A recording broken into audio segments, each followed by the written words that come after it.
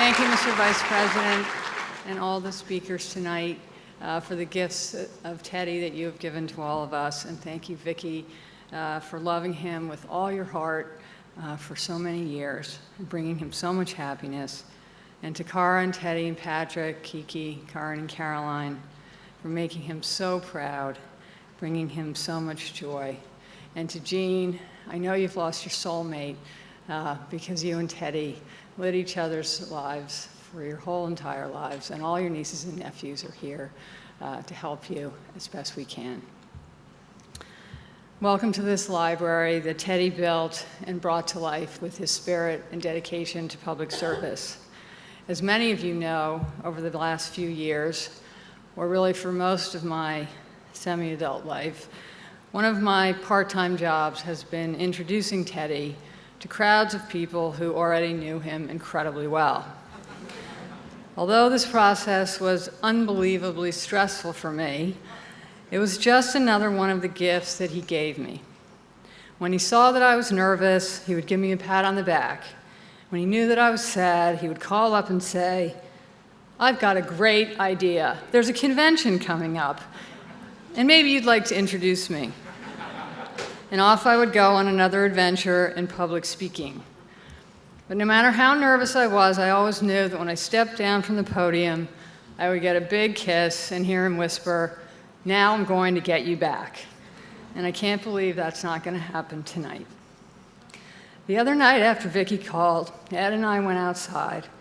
It was a beautiful summer night. The moon had set, there was no wind, the sea was calm and the stars were out. I looked up and there was this one star hanging low in the sky that was just bigger than all the rest and brighter than all the rest, with a twinkle and a sparkle louder than all the others. I know it was Jupiter, but it was acting a lot like Teddy.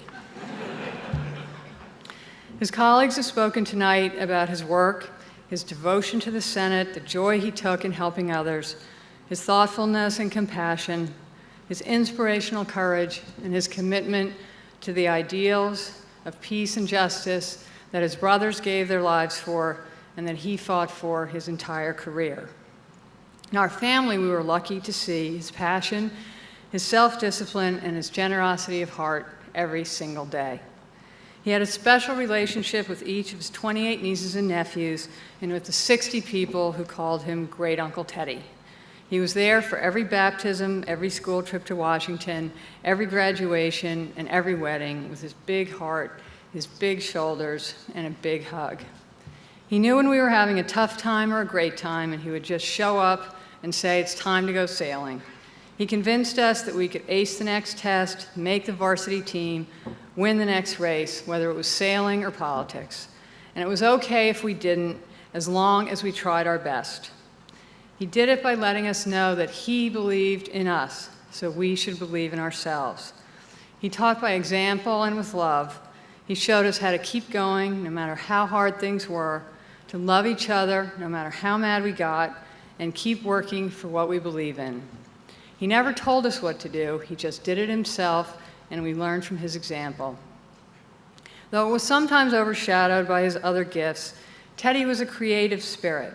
He loved painting and singing in the natural world and the sea.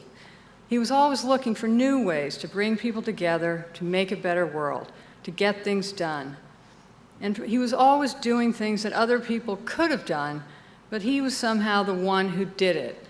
It's as true in the Senate, as we've heard tonight, as it is in our family. So I thought I'd tell you a little bit about one of the less-known examples, his creation of the annual family history trips. Visiting historical sites is something anyone can do, but Teddy made it into something special. He realized that a family reunion was wasted if it was just a cookout, so he made it a chance to learn and share the love of history that he got from his mother and Honey Fitz. In my childhood, these trips were relatively simple affairs, an occasional visit to the Nantucket Whaling Museum, or a Western Massachusetts campaign swing that included the Crane's paper factory where dollar bills were printed and the studio where Daniel Chester French created the statue of Abraham Lincoln. And no visit to Grandma's house was complete without Teddy's recitation of The Midnight Ride of Paul Revere. When I was young, I thought Teddy was just entertaining us, But as I grew up, I realized he was passing down his belief that each of us has a chance to change the course of history.